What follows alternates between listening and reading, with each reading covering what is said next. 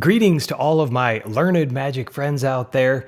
My name is Jeff Kowalk and you are watching Erudite Magic. I've got an awesome book to talk to you about. Now, I know it's out of print, but that doesn't change the fact that we should talk about it. In today's video, we're going to talk about David Blaine's favorite magician who is going to reveal everything he's ever created to us. Unless you've been living under a rock, you know I'm referring to Asi Wind. Seriously though, if you don't know Asi Wind, he is an Israeli magician who now lives in the United States. He is a consultant to David Blaine, and David Blaine literally refers to him as my favorite magician.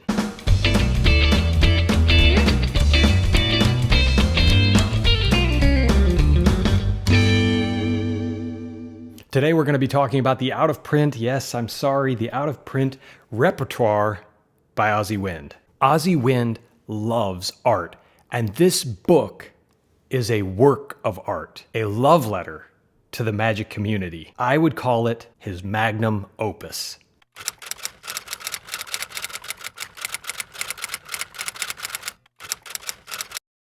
So, what is the book? It was put out in 2018 as a compilation of everything Asi had done up to that point. It's over 150 pages with 21 different items in the book, including many of his previously released commercial items that were only available as a video download. What makes this book a work of art, as I said? Well, quite literally, Asi Wind is an artist. He is not only a magical artist, he's also an art artist. He paints. Specifically, he does watercolors, and the entire book is illustrated with his watercolor paintings.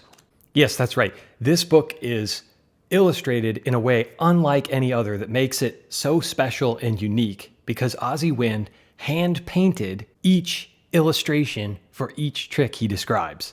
Well, there's one tiny exception, but we'll come to that later. Bottom line is, this book is unlike anything else you have on your shelf. So what's in the book? Bills, cards, books, and even a chair test with an incredible presentation. This book is approximately 86% card tricks, but what card tricks? Asi is a rare blend of a magician's magician and a real crowd pleaser. It's totally easy for me to see why he's David Blaine's favorite magician. His charisma really jumps off the page at you, and he has a writing style where he allows himself to be human and vulnerable. What I mean by that is you feel like you're getting to know Asi Wind a little bit as you read the book, which is a rare thing in a magic book.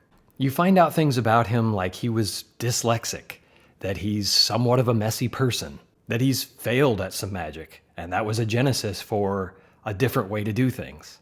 He's critical of his own artistic ability, and he draws a lot of inspiration from Chan Canasta.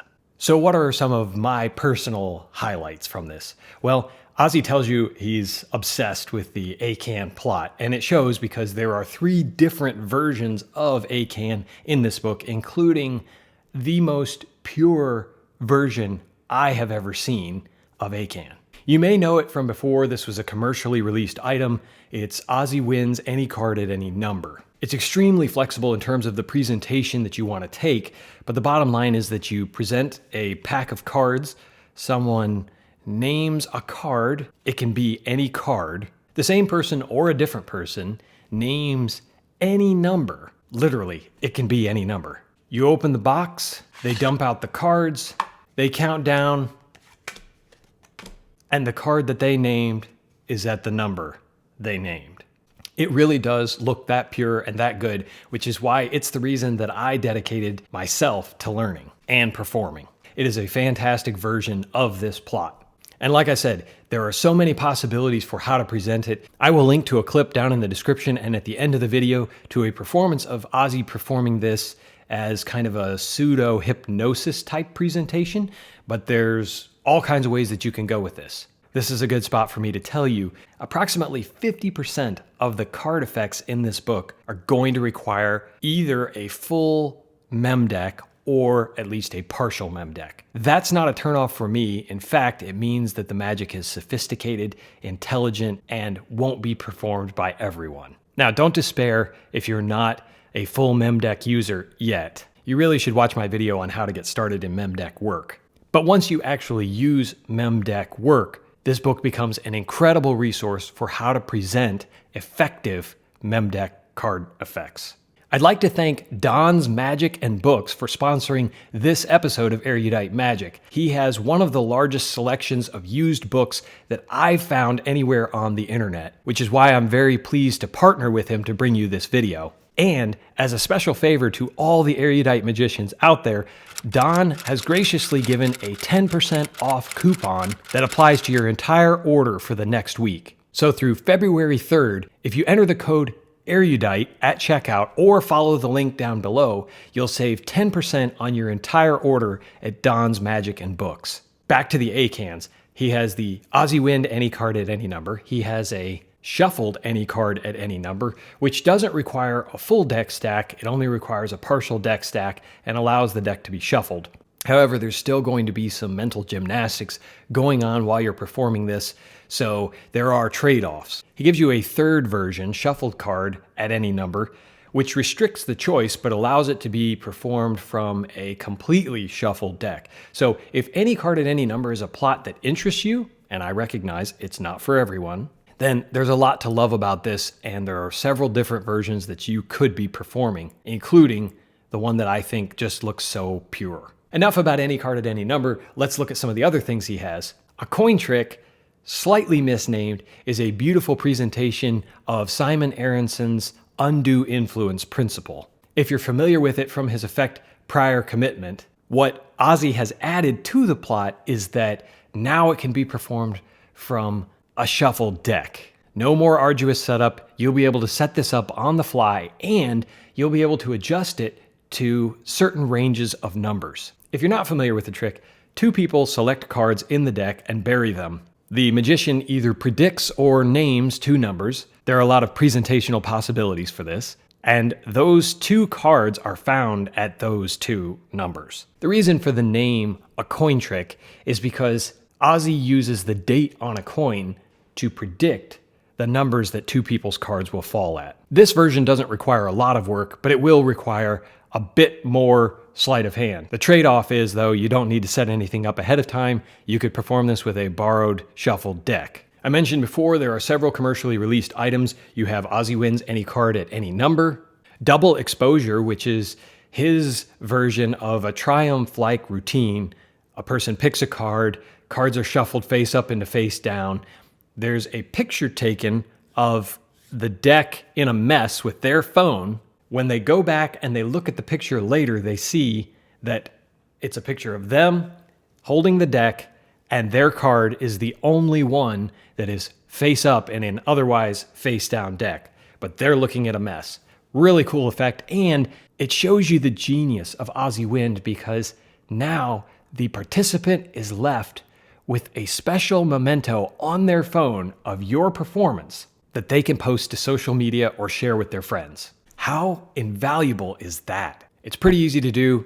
You should check it out. Catch 23 is his chair test done with envelopes, money. It's an incredible plot and a real brain tease. As far as chair tests go, I think that this is one of the best ever created. It's not hard to do, but it packs a real punch. Oh, and there's really not much to carry. All of the props will fit in your pocket. Not So Straight Triumph is his take on John Bannon's Play It Straight Triumph, but with two selections and an extra kicker and surprise at the end.